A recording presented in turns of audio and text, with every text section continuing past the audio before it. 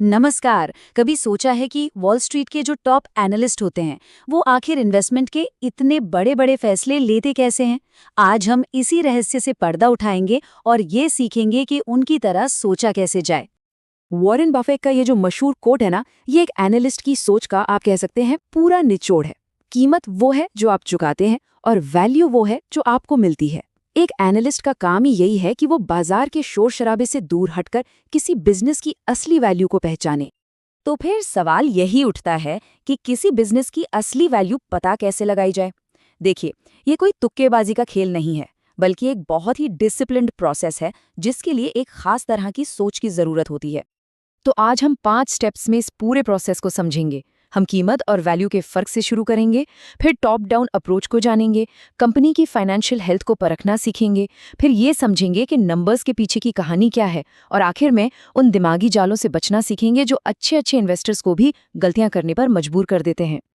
चलिए शुरू करते हैं सबसे पहले और सबसे जरूरी सिद्धांत से। कीमत और वैल्यू एक ही चीज नहीं है। ये एक एनालिस्ट की पूरी सोच का आधार है, उसकी नींव है।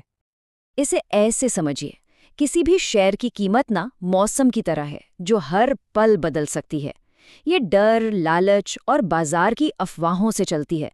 लेकिन कंपनी की असली वैल्यू उसकी नींव की तरह मजबूत होती है, जो उसके मुनाफे, उसके असेट्स और भविष्य के प्लान्स पर टिकी होती है। एक प्रोफेशनल एनालिस्ट का काम इसी मजबूत नींव को पहचानना है, ना कि बदलते मौसम का पीछा करना। तो हजारों कंपनियों के इस समंदर में से एक एनालिस्ट सही मोती चुनता कैसे है?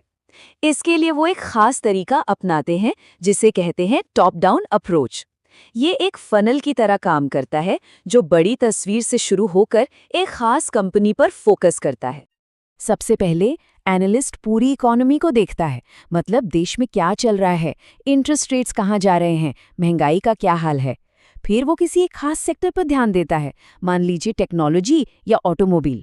और जब सेक्टर फाइनल हो जाता है, तब जाकर उस सेक्टर की बेस्ट कंपनियों का गहराई से विश्लेषण किया जाता है।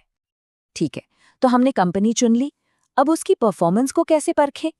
इसके लिए हम उसका फाइनेंशियल रिपोर्ट कार्ड पढ़ते हैं, मतलब उसकी बैलेंस शीट और प्रॉफिट एंड लॉस स्टेटमेंट।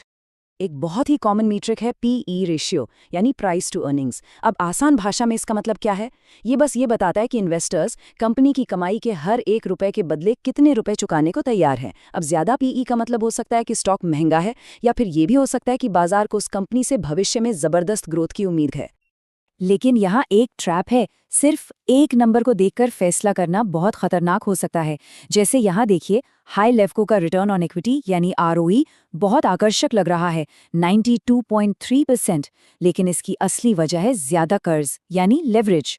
वहीं दूसरी तरफ लो लेवको कम कर्ज के साथ ज्यादा मुनाफा कमा रही है। तो बताइए, कौन सा बिजनेस ज्यादा मजबूत और सेहतमंद है? बिल्कुल, लो लेवको। एक बेहतरीन एनालिसिस ना सिर्फ नंबरों का खेल नहीं होता, ये उन चीज़ों को समझने की कला है जिन्हें गिना नहीं जा सकता।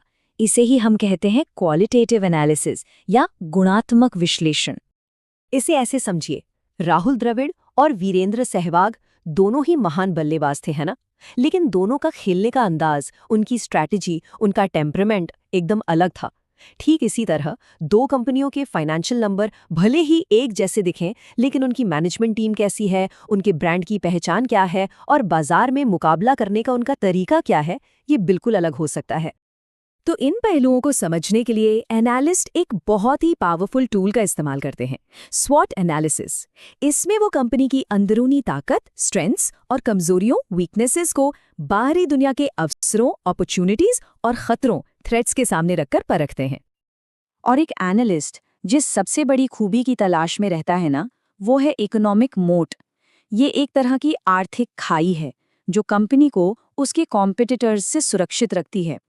ये एक मजबूत ब्रांड हो सकता है, कोई खास पेटेंट हो सकता है, या फिर एक अनोखा बिजनेस मॉडल जो कोई और आसानी से कॉपी न कर पाए।